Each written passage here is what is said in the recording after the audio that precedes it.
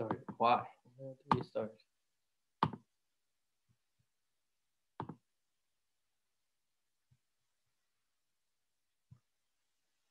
Hi everyone. Yeah, so my internet wasn't working and I fixed it. So we're good now. So I'm just gonna let everyone in and then we can start.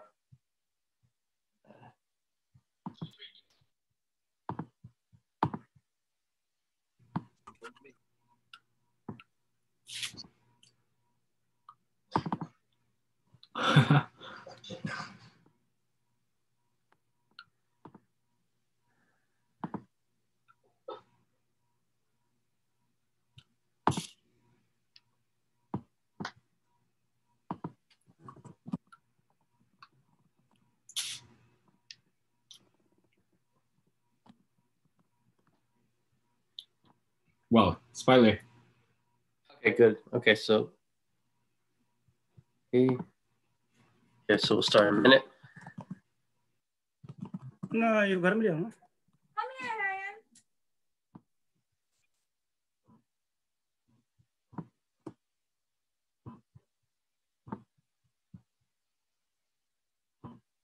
Ryan. Okay. Okay, so you should all be able to see this on the screen. Hello. Okay, let's get started. So last class, we talked about finding probabilities for continuous random variables. Right.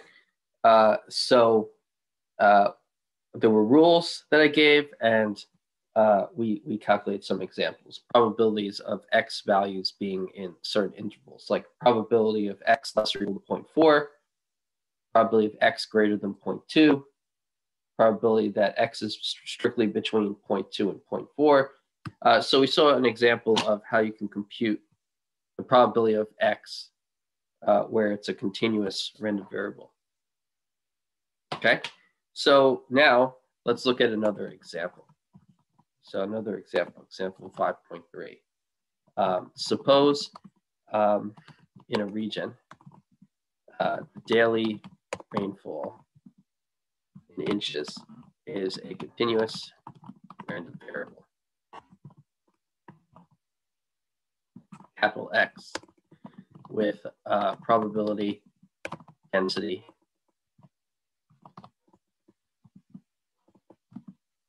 function f of x given by f of x is equal to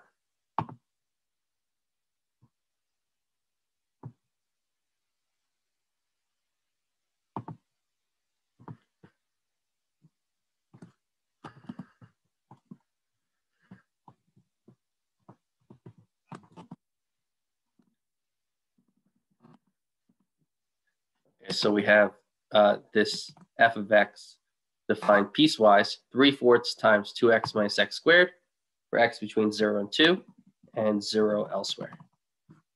Okay.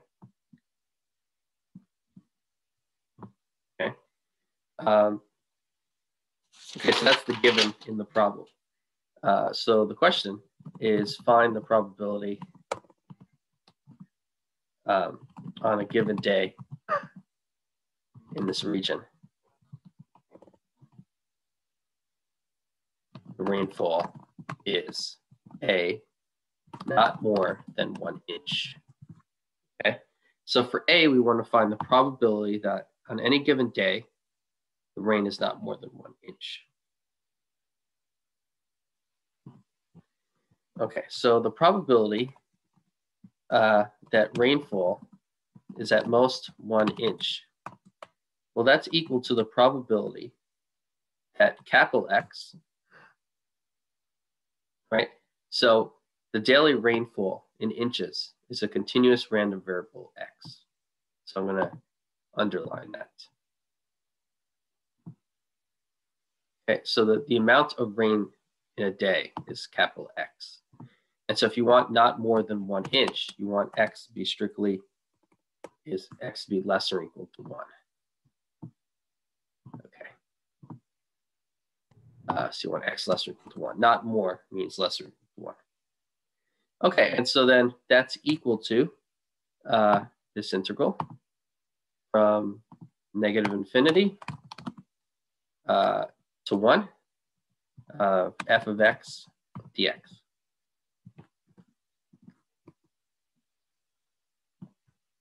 And that's equal to the definite integral from 0 to 1 of this function, 3/4 times 2x minus x squared dx. Right? So f of x is 0 when x is less than or equal to 0. So if you're integrating from negative infinity to 1, the only x values you care about are from 0 to 1. Right? And on 0 to 1, f of x, the integrand, is 3/4 2x minus x squared. And so you're integrating there, and you're integrating that function. And so you just calculate that definite integral, and you get your final answer. So you have 3/4 times an antiderivative of 2x minus x squared, which is x squared minus x cubed over 3, evaluate from 0 to 1. And then that's equal to 3/4 times, now you plug in 1. If you plug in 1, you get 1 minus 1/3. Now if you plug in 0, you get 0 minus 0.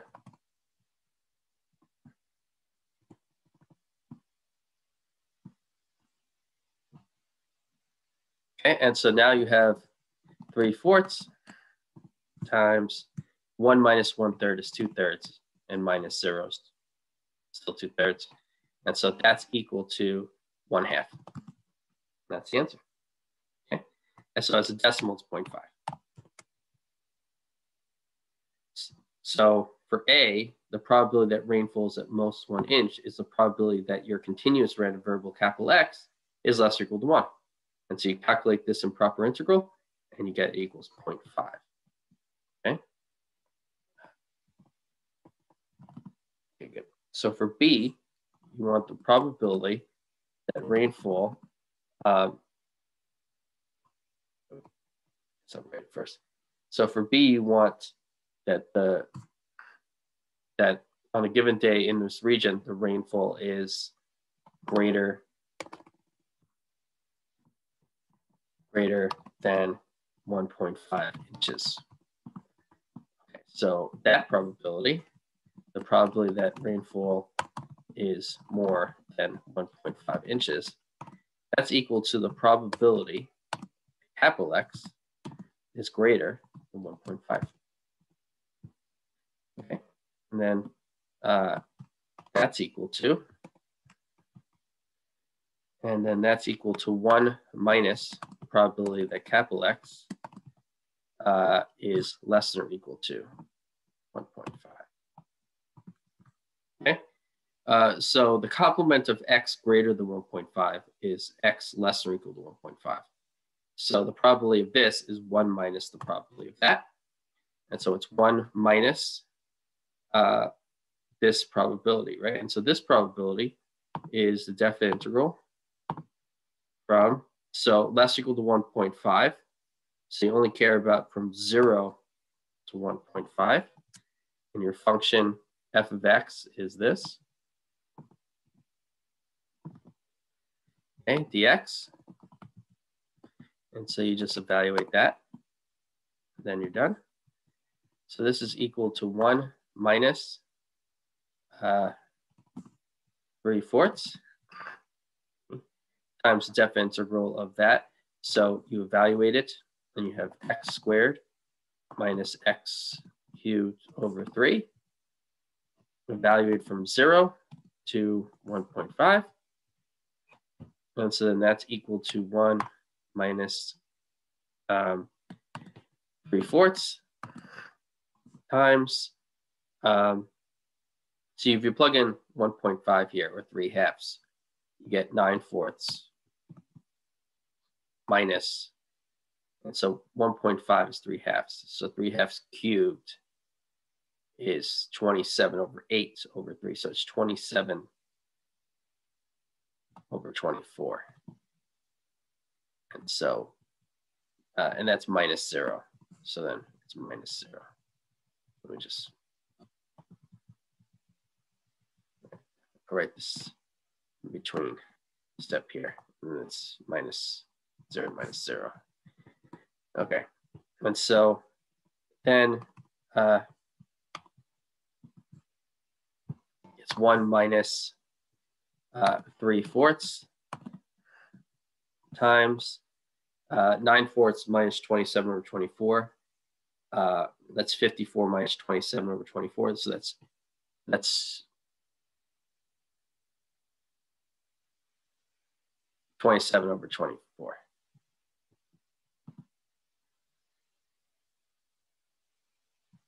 Okay, and so then this is equal to 1 minus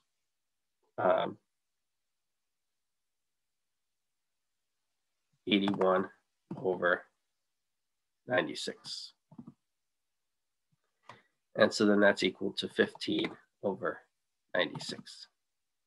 As a decimal, that's equal to 0.15625.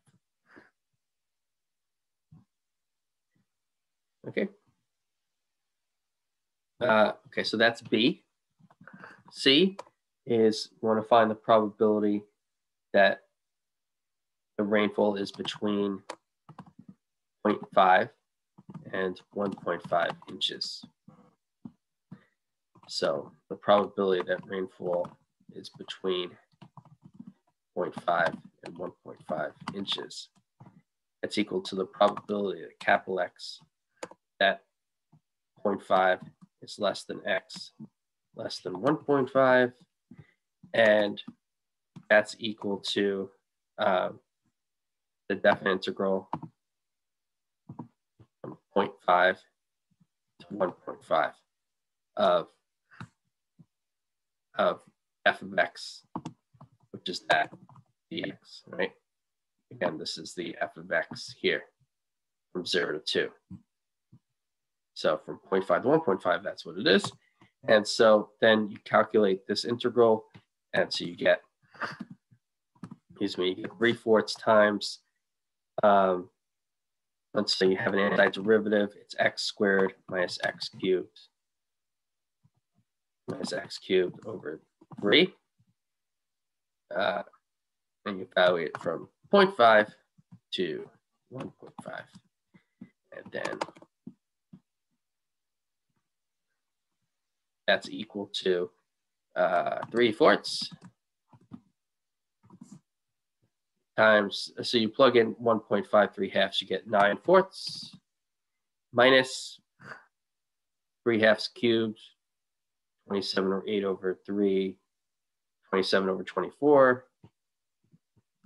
Okay, so it's calculating from 0.5. Oh wait, so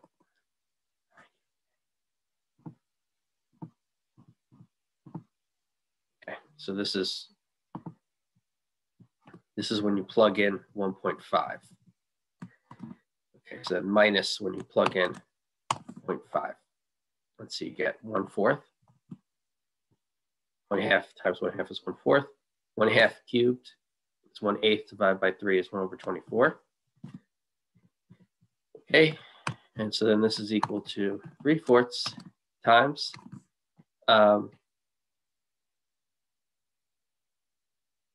27 over 24. Not doing the same problem, right? Okay, minus, this is 6 over 24 minus 1 over 24. So this is 5 over 24. And so this is equal to 3/4 times 22 over 24, which is 11 over 12. Okay, and then that is 3 over 12 is 1/4. That's 11 over 16. As a decimal, that is equal to 0.6875. Okay, so that's good. Okay, and D, you want to find if the rainfall is equal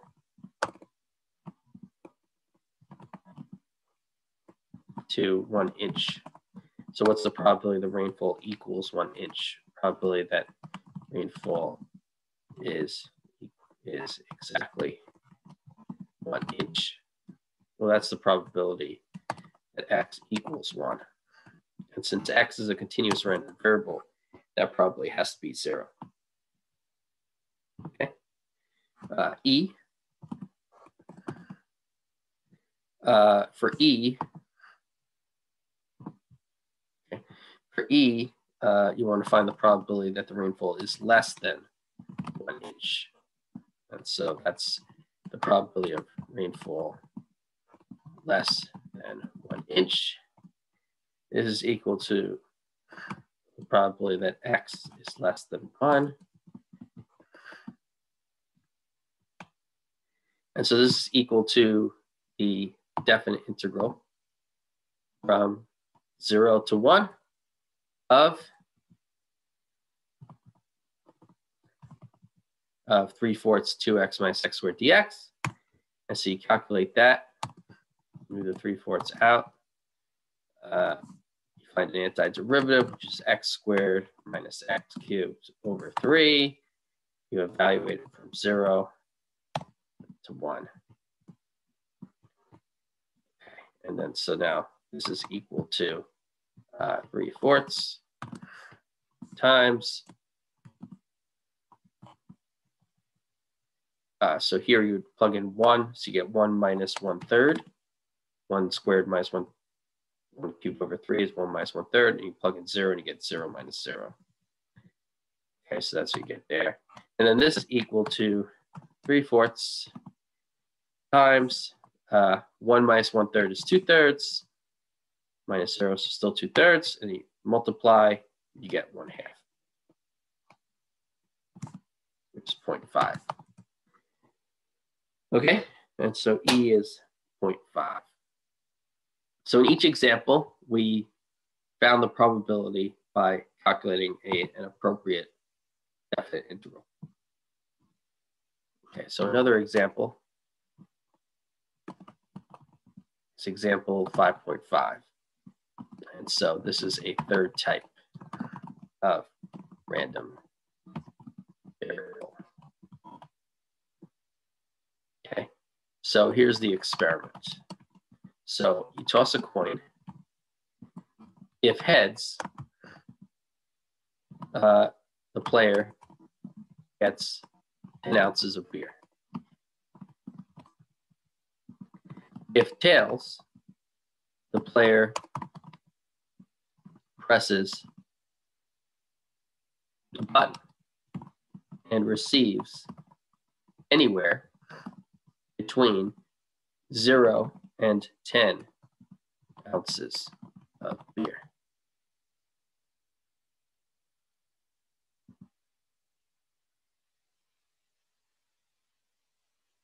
Okay, let capital X be the amount of beer received by the player in the experiment.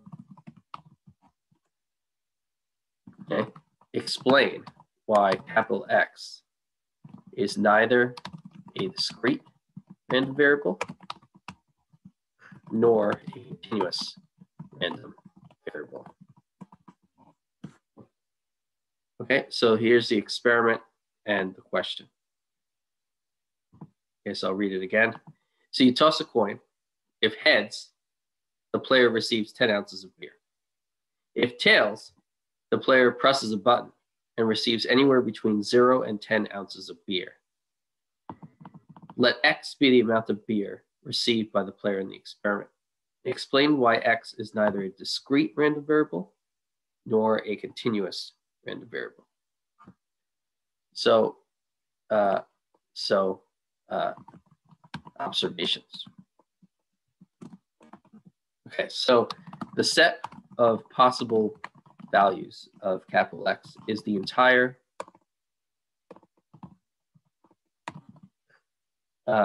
interval of real numbers from 0 to 10, right? Because if he flips a tail, then he can get anywhere between 0 and 10 ounces of beer. And so since capital X is the amount of beer he receives, X has to be anywhere between 0 and 10. Otherwise, he gets 10, which is still part of 0 to 10. So X, the possible values of X are all the real numbers from 0 to 10. Therefore, capital X is not a discrete random variable, right? So a discrete random variable is one that has finitely many possible values or has countably infinite many possible values. Countably infinite is when your values you can put in a list, right? So if you could imagine having an infinite list, an infinite grocery list, where you go to the grocery store and you buy one thing, then you buy a second thing, then you buy a third thing, then you buy a fourth thing. But you never stop buying things at the grocery store. That infinite list, the things on that list would make up a countably infinite set. Okay, so either a discrete random variable has finitely many values, or you can put all of the possible values of X into a list. You could have your first value of X, your second value of X, your third value of X, your fourth value of X, right? Countably infinite, something that's countably infinite is infinite, but it's the smallest possible infinity. It's an infinite amount of things where it's small enough as infinity where you could put it into a list, a first thing, a second thing, a third thing, a fourth thing, and so forth. Okay, but this list, the possible values of X are all the real numbers from 0 to 10. There's no way to list all the real numbers from 0 to 10 in a list, right? These are not just 0, 1, 2, 3, 4, 5, 6, 7, 8, 9, 10. You also have a half, a quarter, an eighth, 9, the square root of pi, 3 pi minus 1/2 plus 4, right? You get some weird numbers. So there's so many that you can't put them in the list. And so this capital X is not a discrete random variable. Okay, once you have a subset of the real line, and once you have an interval in the real line, that's not just a point. Once you have a whole interval, that means that you can't have a discrete random variable. Okay, so the fact that we see that X has this many possible values means it's not a discrete random variable. Okay, so the probability of heads is 1/2, right? Therefore, the probability of X equaling to 0, X equaling to 10 is at least 1/2, right? So capital X cannot be a continuous random variable, because if it were, then the probability that X equals to 10 would have to equal 0. Right? Whenever you have a continuous random variable, the probability of any fixed value of your random variable has to be 0. So if X were continuous, this probability would have to be 0. But we see that it's at least 1/2. When you flip a heads, you get 10 ounces of beer. When you flip tails, there is also a chance you get 10 ounces of beer or none, but the total probability is at least 1/2. Okay, and so that means it can't be 0, and so it cannot be a continuous random variable either. And so we reach the conclusion X cannot be a continuous random variable also. And so we succeed in showing how X is neither a discrete random variable nor a continuous random variable. And so that problem is solved. Okay, so that concludes 5.4. And so next is 5.5. It's on the cumulative distribution. It's on cumulative distribution functions of continuous random variables. Okay, so we'll start this off with the definition. So it's called, in the book, it's called definition 5.2. So let capital X be a continuous random variable with probability density function capital F, little f. The function capital F of x, which is equal to the probability that capital X is at most little x, is equal to the integral from negative infinity to little x of f of t dt for negative infinity, strictly less than x, strictly less than infinity.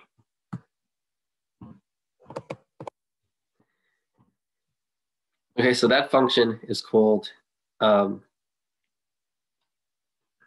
is the cumulative distribution function.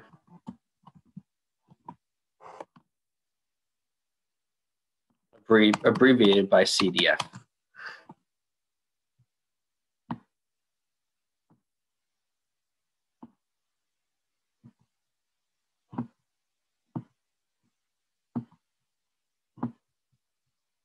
And so I'm just going to move this down here.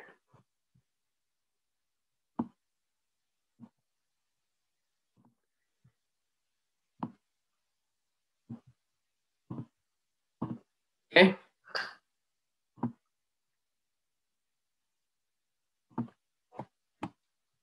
Okay, good. Okay, so that's the definition of a cumulative distribution function. And when I refer to something as CDF, I'm referring to this function. Okay, so now an example. So example 5.6. Suppose the temperature of a fluid is never less than 50 degrees.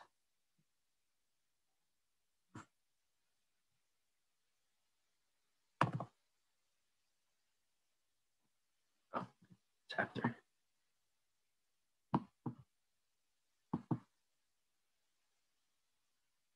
Okay. Less than 50 degrees Fahrenheit, nor more than 51 degrees Fahrenheit.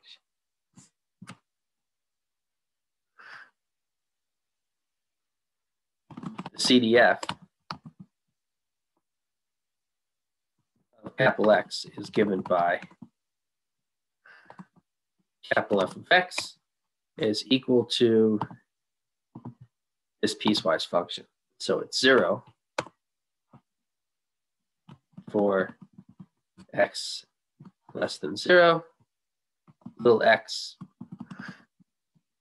for 0 less or equal to x less or equal to 1, and 1 for x greater than 1.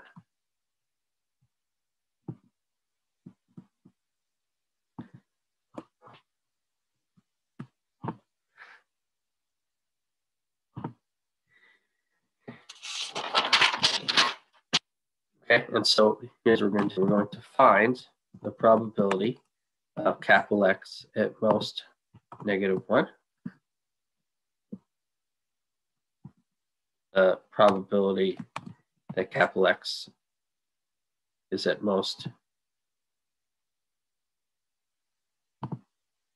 0.5,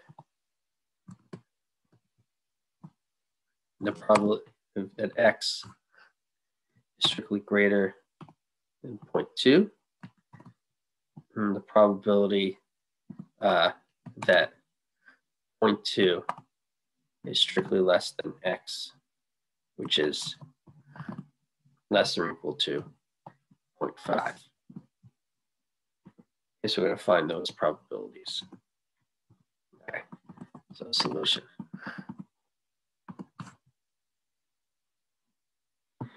Okay, so here's this. So let's find the probability that capital X is at most -1.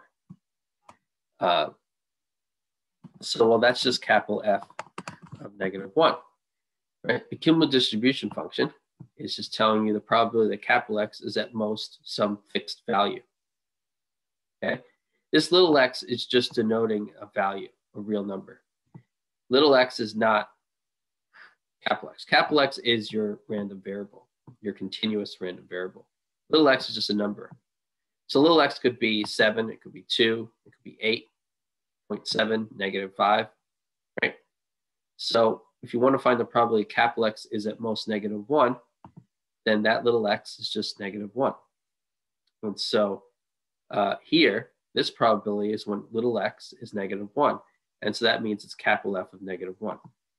And so this piecewise function is telling you that capital F of -1 is 0, because capital F is 0 for x less than 0.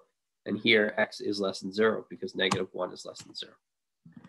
Okay, so next is the probability that capital X is at most 0.5. Okay, well, that's capital F of 0.5 because here the little x is 0.5. So what is capital F of 0.5?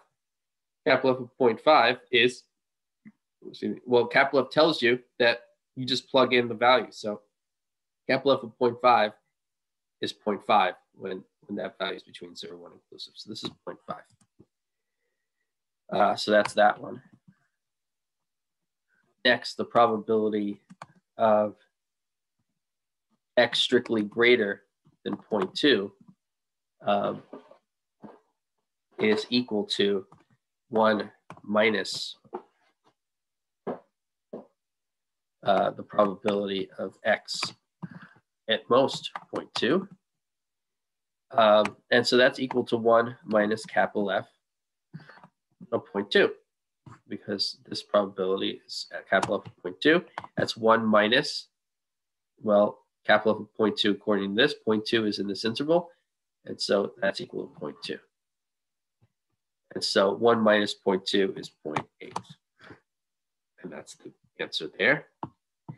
And then the last one is we want to find the probability that 0.2 is strictly less than x less than or equal to 0.5. Okay, and so this is the same as the probability that capital X is at most 0.5 minus the probability that capital X is at most 0.2. Okay, because if x is less or equal to 0.5 and greater than 0.2, that means it is less or equal to 0.5 and it's not less or equal to 0.2. And so it's this probability minus that probability. And so this is capital F of 0.5 minus capital F of 0.2. So this is equal to, so capital of 0.5 is 0.5 and capital of 0.2 is 0.2. That's equal to 0.3. And so that's equal to 0.3, and then we're done with that. Okay, so those are all the examples there. So next one is example 5.7. Let capital X be a continuous random variable with probability density function. So this is the probability density function. F of x is equal to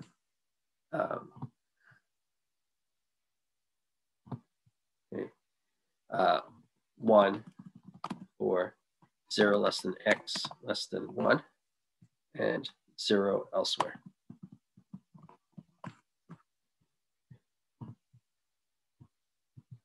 Okay. So this is example 5.7. So that's our probability density function. And the problem is find the CDF of capital X. Sketch graph of capital F of X. Okay.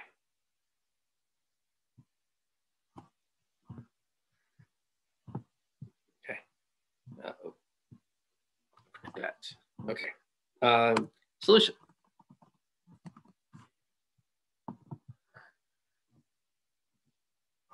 Pretty. Okay, so remember the CDF is a cumulative distribution function, right? So remember CDF is the abbreviation for the cumulative distribution function, capital F of X. Okay.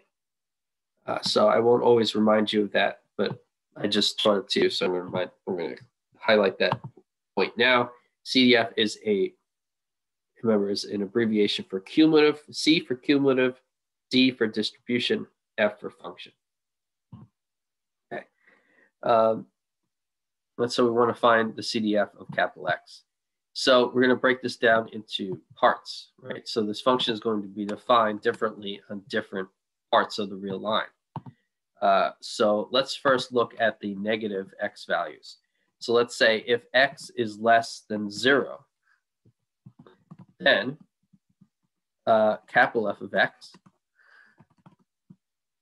is equal to the def integral from negative infinity to 0 of f of t dt, right? By the definition of cumulative distribution function. But our f of x is 0 for all those values. And so we have the integral from negative infinity to 0 of f, which is 0 for all those x values, and for x less than or equal to 0. And so if you integrate 0, you get 0. So capital F of x is 0 for every x negative. So we have that piece. We have that part of the function. The next part is if 0 is less than or equal to x less than or equal to 1. So if x is one of those values, then capital F of x is equal to the integral from negative infinity to x. Right? We're stopping at x. We're not stopping at 0, 1. We're stopping at x, and x is between 0 and 1 inclusive. And so this is of f of t dt. Well, this is 0 for any up to 0. And so we only need to integrate starting at 0. And so we're going to integrate from 0 to x of f of t dt. But f of x is 1 there. So this is going to be 1 dt. And if you integrate 1 from 0 to x, that's equal to x. Okay? If you want to calculate it, it's t evaluated from 0 to 1. I mean, 0 to x. Okay? An antiderivative of 1 with respect to t is t, and it's valued from 0 to x. And so then that's equal to x minus 0, which is x. Okay? You plug in x for t minus 0 for t, x minus 0. Okay, so f of x equals x for those x values. Now, if x is strictly greater than 1, then let's find capital F of x for this. So capital F of x is equal to the integral from negative infinity to x of f of t dt. This is equal to, well, up to 0, it doesn't matter, right? It's 0. F of x is always 0 before then. So then you can integrate, and this, you start at 0, but then after 1, f is also 0. So you only have to integrate from 0 to 1. If x is greater than 1, you only have to integrate from 0 to 1. So you have 0 to 1 of f, which is 1 dt. And so now you have t, and you're evaluating it. An antiderivative of 1 with respect to t is t. You evaluate t from 0 to 1. And so that's equal to 1 minus 0, which is 1. So capital F of x is 1 for every x greater than 1. So we split up this function capital F into 3 parts. x negative, x between 0 and 1 inclusive, and x greater than 1. And each part, sorry, excuse me. In each part, we found capital F of x. And so we've now found, we've exhausted all possible real values of x, right? Between these three parts, this makes up the entire real line. And they're also disjoint, right? None of these overlap. Okay. So the conclusion, we wanted to find the CDF of x. We wanted to find capital F of x. And so the conclusion is that we found it. The CDF of little f of x is capital F of x, which is equal to 0 if little x is less than 0. It's equal to x if 0 is less or equal to x less or equal to 1. And it's 1 if x is greater than 1. Okay. And so that's the CDF of little f of x. Oh, sorry, the CDF of capital X. It's that function. Okay, and so we've now found the CDF. And so we're almost done, because the question asks for two things. It said find the CDF of capital X, which is this function. And we also said sketch a graph of this capital F of X. And so I'll give you a second to write this down. Or what I'm going to do is I'm going to sketch the thing that I've highlighted there, the capital F of X. Okay, so make sure you have that written down, and then I'm going to graph it. Okay, so let's do that. It's the x-axis. This is the y-axis.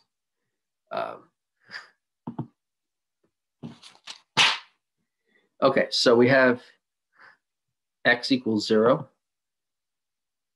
We have x equals 1. And then we have after that, and we have a y value of 1. Okay, so this graph is 0, right? It's 0 up to 0. Then between 0 and 1, the y value is equal to the x value. And then for x greater than 1, the y value is 1. So that's the graph of y equals capital F of x.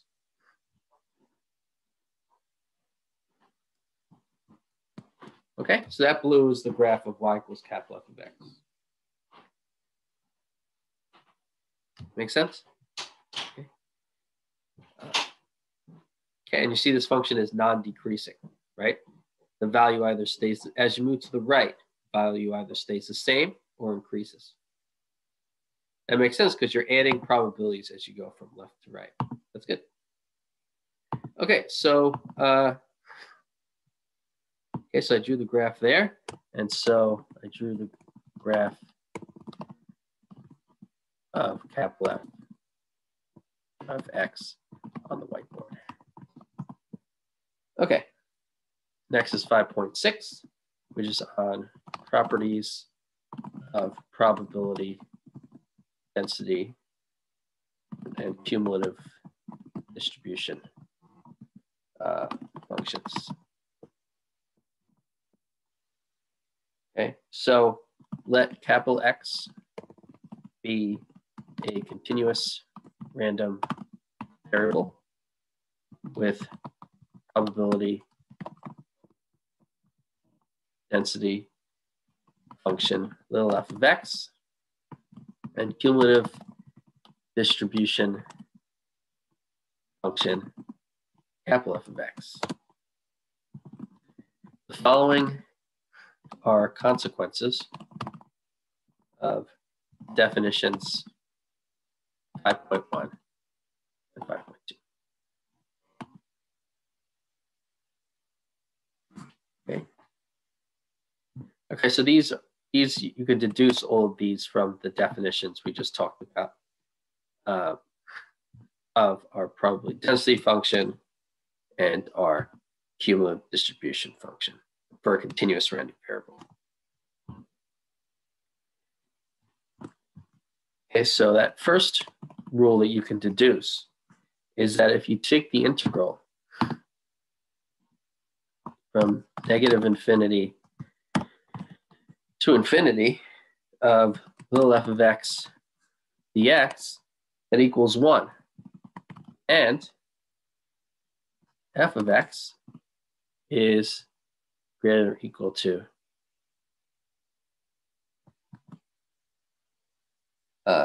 0 at all points where f of x is continuous.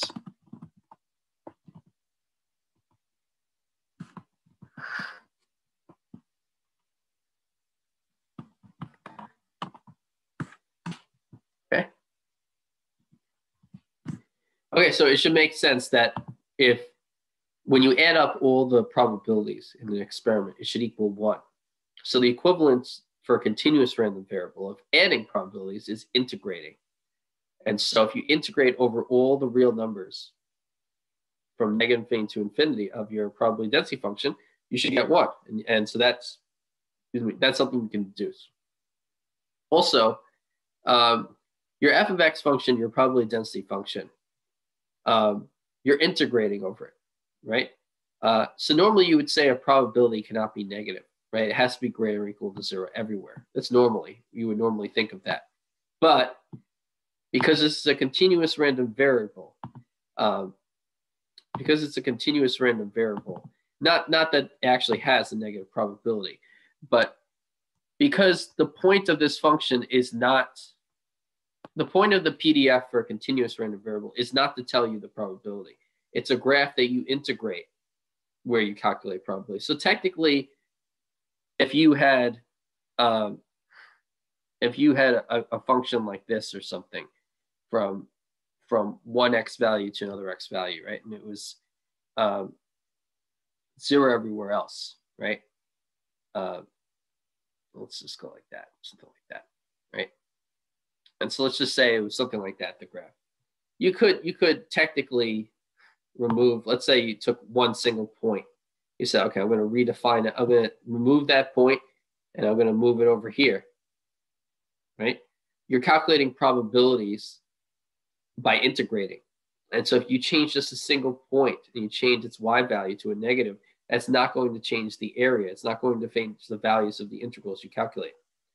And so the PDF will do the exact same thing for you if you just change one point and make it from what it was to some negative value.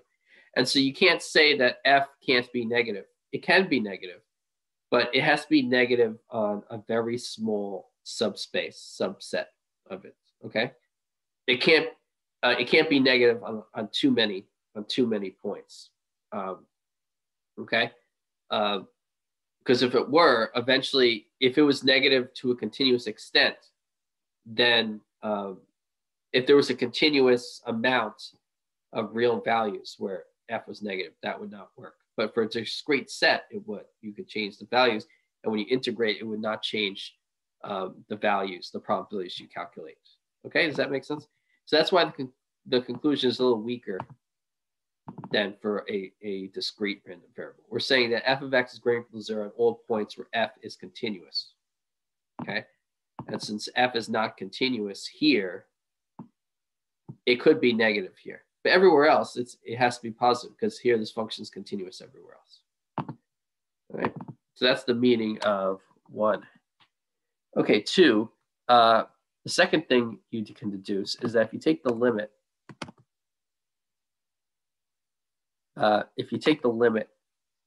as x approaches negative infinity of capital F of x, that equals 0. Okay, and if you take the limit as x approaches infinity of capital F of x, equals 1. Okay, and one other thing, and capital F of a is less than or equal to capital F of B for A less than B. Okay, so was 2 saying, well, capital F is your cumulative distribution function, right? It's like adding up the probabilities up to little x. If you take the limit as x approaches negative infinity, then you're not adding any probabilities, right? So as you think of x further and further to the left, all the probability of x being up to this point, as you move to the left, eventually there's nothing, and so you should get 0. The limit as x approaches infinity, though, if you take x all the way to infinity, the probability of capital X being at most that value should eventually be 1, right? Because you'll eventually cover all possible values of capital X. And so its probability will have to add up to 1. Okay, and then here, your capital F function, your cumulative distribution function, like I said, is non-decreasing, right? Meaning that as you go from left to right on your graph, the value either stays the same or increases. See, this was our CDF that we graphed for the other problem. And this is a non-decreasing graph. If you take, let's say this value here, if you take A here and B here, right? Notice that A is less than B. But also notice that the value of capital F at A is less than or equal to the value at B, right? So as you move to the right, the value can stay the same or increase. It cannot decrease. So at no point can this graph go down. That's what the third thing is saying. Okay? I don't want that to change what I did there. Okay, so that's the meaning of this last statement. You have a non-decreasing, capital F is a non-decreasing function. As you move to the right, the values either stay the same or increase. That's the second thing you can deduce about continuous random variable with a cumulative probability density function with a cumulative distribution function capital F. Okay, the third thing is that capital F of X is continuous at all points X and negative where X is strictly between negative infinity and infinity.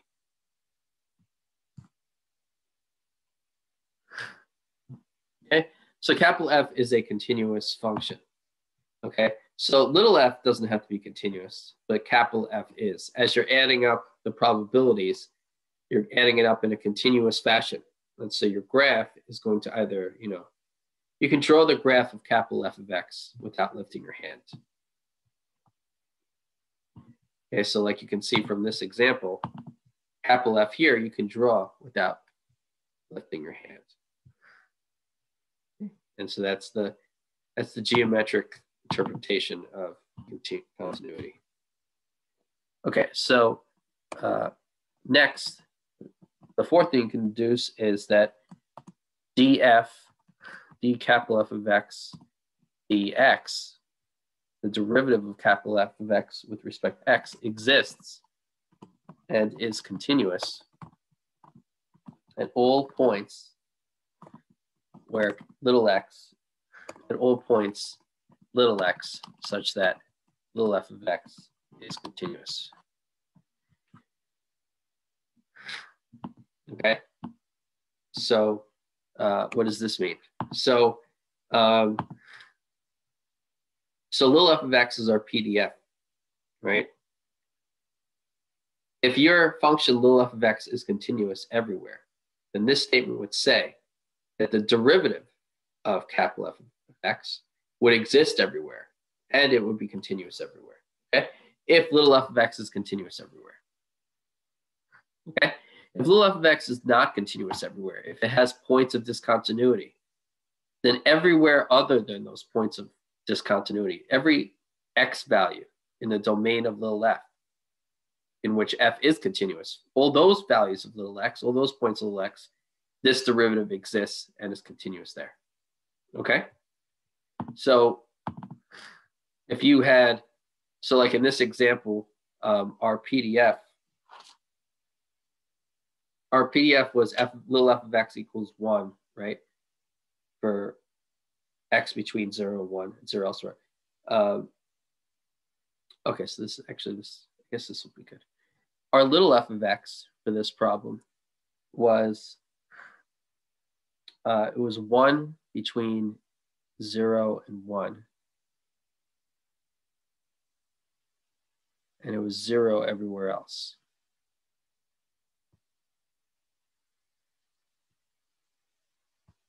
Okay, this was the PDF little f of x. Okay, and so this was the cumulative distribution function for that probability density function, that PDF. Okay, remember, this is a CDF, that's a PDF. And so this graph, this function is continuous everywhere except at 0 and 1. Right? There's jump discontinuities at 0 and 1. And so that means that according to the statement I just said, statement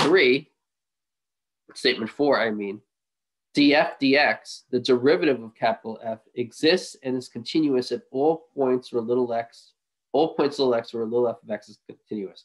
So everywhere other than this point and this point, right? Because the x value is 0, 1, right? Here's x equals 0, here's x equals 1, right? These two places are where the points of discontinuity occur. Every other x value, little f of x, is continuous. You have no problem drawing the graph locally without lifting your hand for any other x value. Even if you choose 1.1, very close to 1.1, you can still keep drawing the graph without lifting your hand. It's at x equals 1 that if you were to go at all to the left, you would have to jump over here. And here at x equals 0, if locally here you can't draw the graph without lifting your hand. If you move anywhere to the right of this point, you would have to jump here to continue the graph, right? So locally you can't draw the graph at 0 and at 1. Everywhere else you can. Okay, even points close to 0. You could move a fraction. You could move a very small fraction away from a point near 0 to left, and you would stay on this line, okay? So 0, 1 are the discontinuities, and so this statement says that for every x value other than 0, 1, capital F, the derivative of capital F exists and is continuous. And so the derivative of capital F exists and is continuous at all x values other than 0 and 1. And so that's what this statement's saying. The derivative actually does not exist at 0 and 1 for this graph. The derivative is the slope of the tangent line at a point, right? If you look at the tangent line here, it's a horizontal line. If you look at the tangent line here, it's this line. If you look at the tangent over here, it looks like that. The derivative here is 0. The derivative here is 0. The derivative here is 1. But at this point, there is no derivative because there's no tangent line, right? Where would you draw the tangent line at that point, right? You can't. It's not here because the graph is flat. It's not here because here the graph is edged. It has nothing to do with that.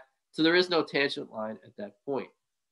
And so it doesn't have a derivative at that point. You can't calculate the slope of the tangent line at either of these points.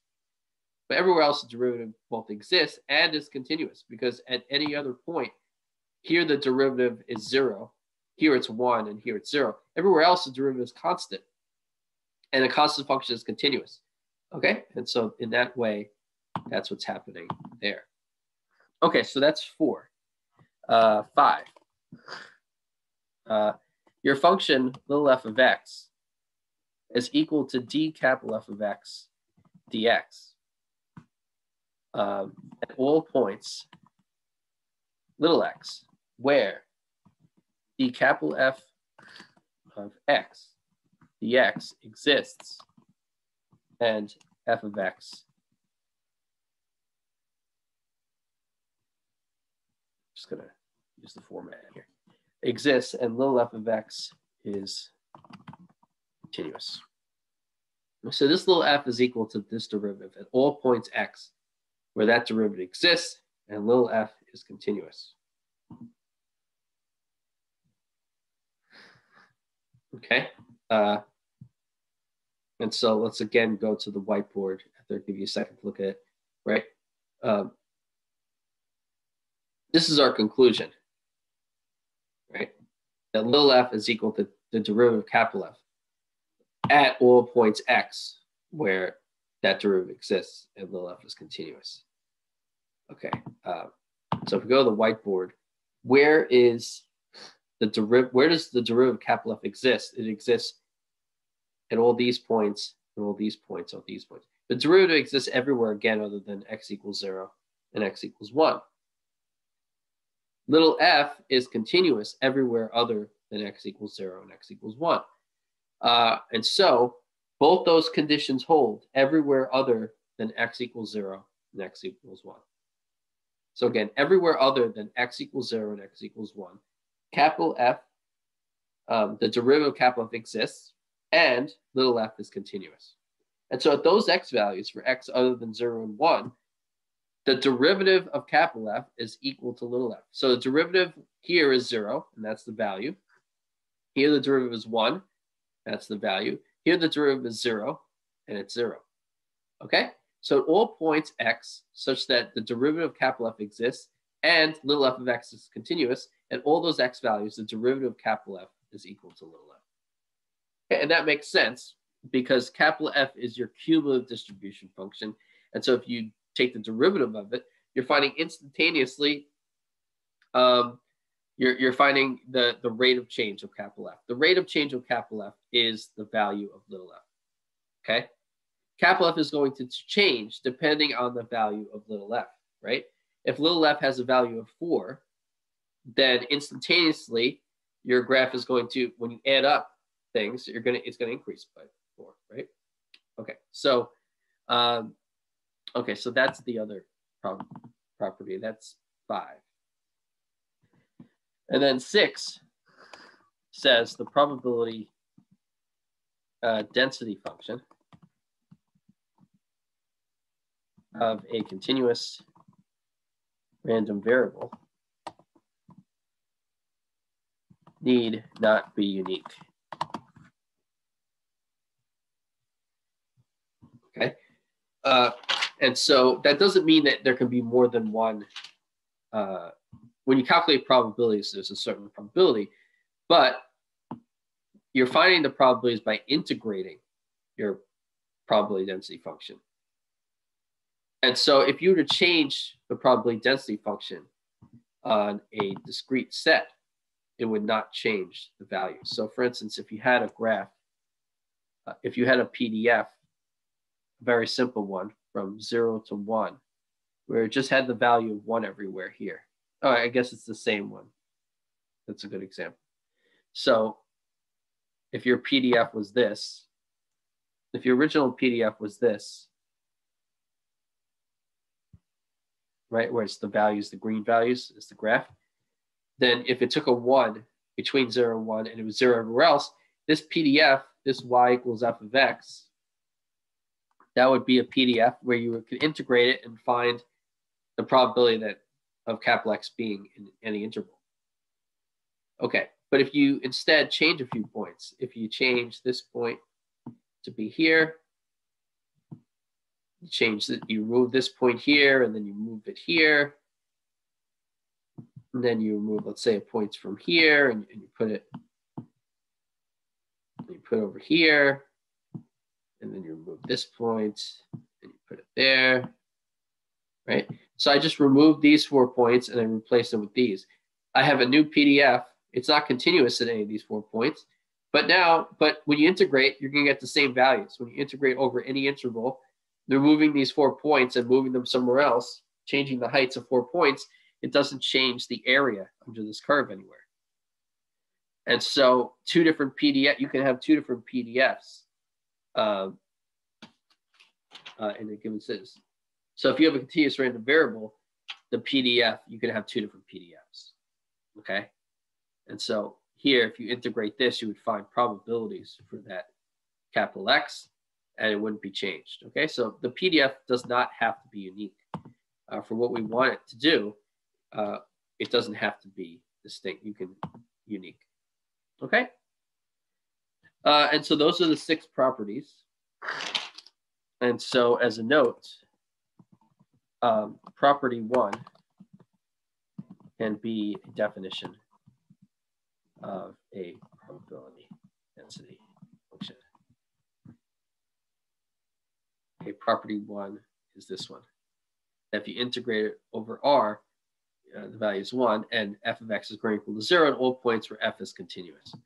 So that can be a definition for a continuous, the probability density function for a continuous random variable. Remember, things are different between a continuous random variable and a discrete one.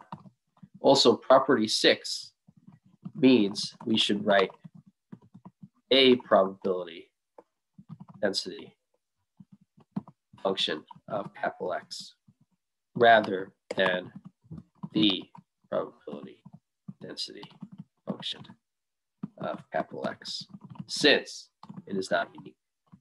Okay, so when we find a probability density function, we're finding a probability density function, not the. It would be incorrect to use the word the there, because there is no one distinct PDF. Okay, so that's another note.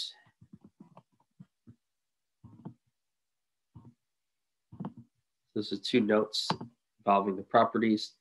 Excuse me. Okay, so let's do another example. So example 5.8. Underlining disappeared, but example 5.8. Let x be a continuous random variable with cumulative distribution function given by capital F of x is equal to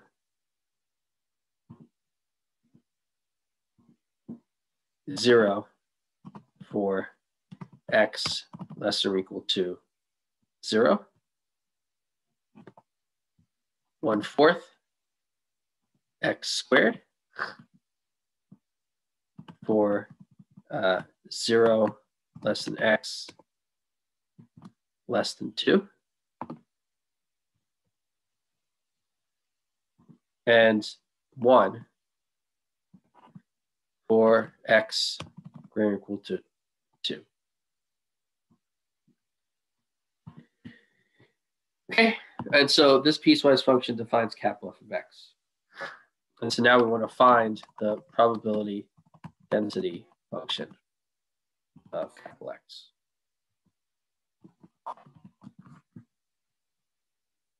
Okay, so let's find it. So we have our properties from above, right? And the 5th property says that little f of x is equal to the derivative of capital F at all points little x where the derivative exists and little f is continuous. Okay, so let's assume our little f is going to be continuous. Okay, remember that the PDF, if we find a probability density function, it is not unique. And so we could find a continuous PDF, or we could find one that has discontinuities, right? But instead of finding one with discontinuities, we could just find the PDF that's continuous. Okay, so let's find the PDF that's continuous, as that takes care of the needed requirement that f is continuous. And so little f is equal to derivative capital F where the derivative exists. Well, here we have our capital F, right? And so the question is, where does the derivative of capital F exist, right? If we know where the derivative of capital F exists, then at those x values, the derivative exists and little f is continuous, which means that our PDF little f is equal to the derivative of that function.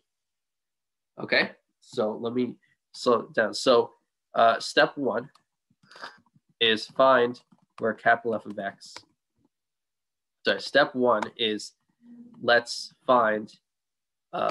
set the goal of finding a PDF in which of capital X that is continuous. Okay, and so then that means the property requirement for property 5. That means the requirement for property 5 that little f of x is continuous is met. Okay. Step 2, let's find the points little x such that capital F of x is differentiable. Okay, so at those points, little x, in which capital F of x is differentiable, that'll satisfy this other requirement for property 5. Okay, those points, capital X, will meet the other requirement for property 5. Okay, step 3 will be find little f of x, which is equal to the derivative of capital F of x with respect to x, where for all points little x such that little f of x is continuous, which is everywhere, and capital F of x is differentiable from step 2.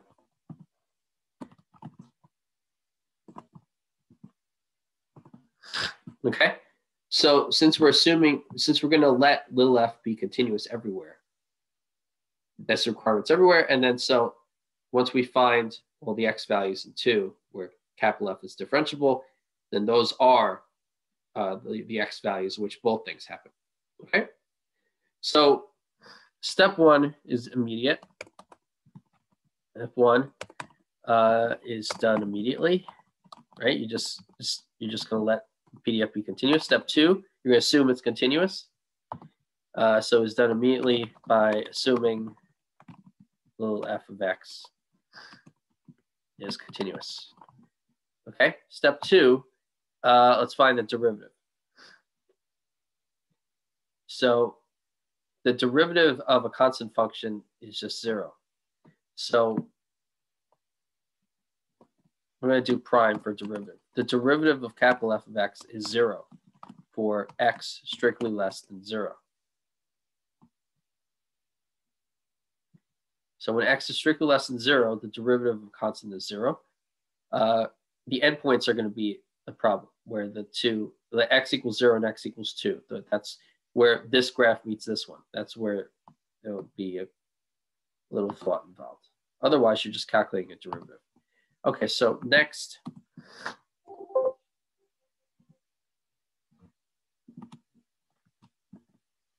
So if you find capital F prime of x here, the derivative of this is 1/4 x squared. Derivative of that is 1/4 times 2x. That's 1/2 x. So this is 1/2 x for 0 less than x less than 2. Okay, and then this is a constant function for x greater than or equal to 2. So derivative of a constant function is 0. So derivative here is 0 for x greater than 2.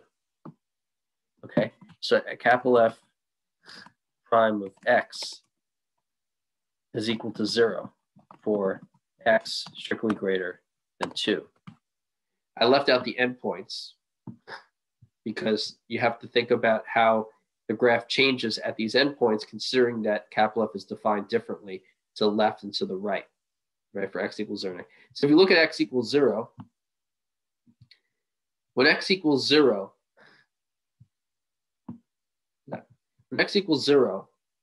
if you're approaching 0 from the left, capital F is 0. If you approach x equals 0 from the right, 1/4 x squared is going to 0. Okay. Oh, sorry. Okay, sorry, here. For x equals 0, to the left, it's 0. And to the right, if you're approaching 0 from the right, well, if x is approaching 0 from the right, 1/2 x is going to 0. And so actually, capital F prime is defined at x equals 0. It's 0. Okay, so the derivative of capital F of x is 0 for x equals 0. Okay, and then here, when x equals 2, capital F prime of x is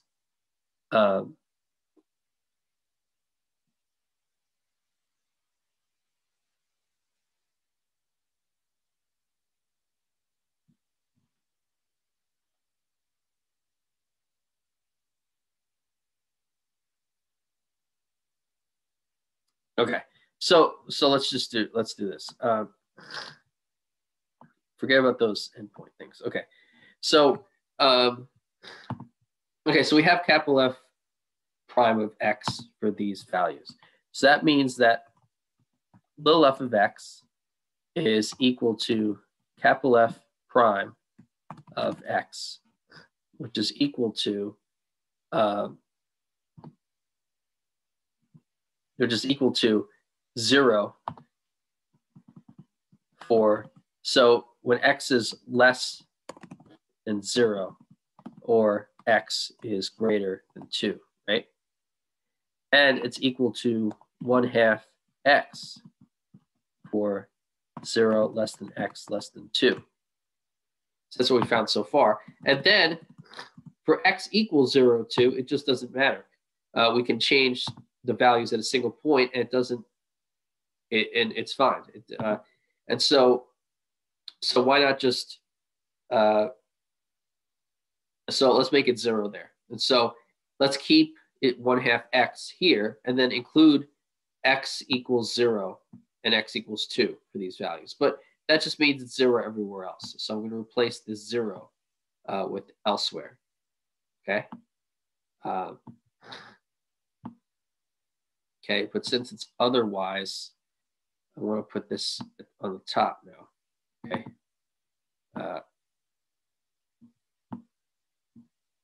Okay, so it's going to be 0 otherwise. All right. Okay, so that's little f of x for the problem. And so now we are done with 5.6. Excuse me. Okay. Okay, so let me quickly think about the homework for a second before we call the night. Okay, so I assigned you homework 5, right? Okay, so we can go over it next class. And so homework 6 is up to and including 5.6, what I just finished. So I'm done with 5.6.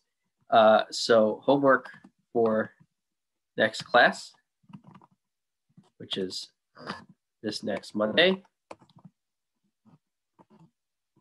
So the homework is homework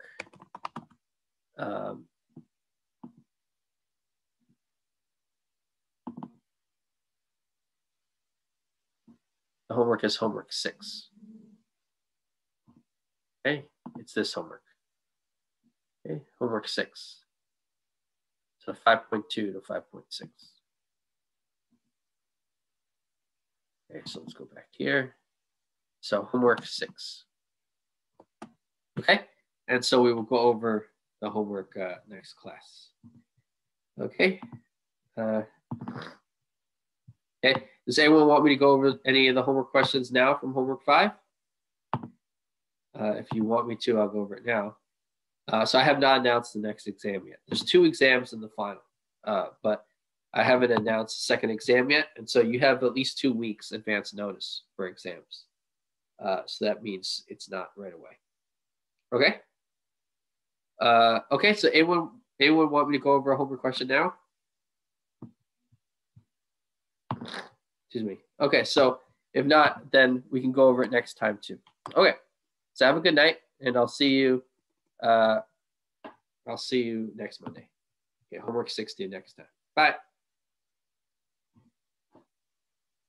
You're welcome. Have a good night.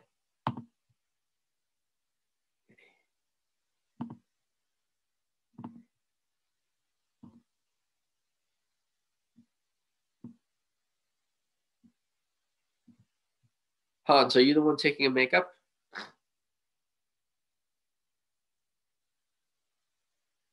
Hans? You messaged me? Or you can say out loud or you can message.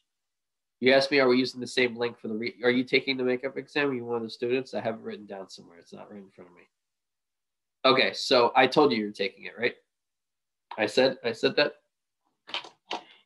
Okay, so if you're one of the students taking a makeup exam that I told you can, I'm sending you the link, right? I think I told you in the email that. If not, I'm sending you the link for the exam. So you have to check before the start of the exam, okay? To your email address that you talked to me in. I'm going to email you back right before the start of the exam. So you won't have the email link until right before. So just you'll open the email, you'll get the link, we'll meet on Zoom, and you'll take the makeup. Okay, have a good night. See you on Friday. Okay, bye. Good night.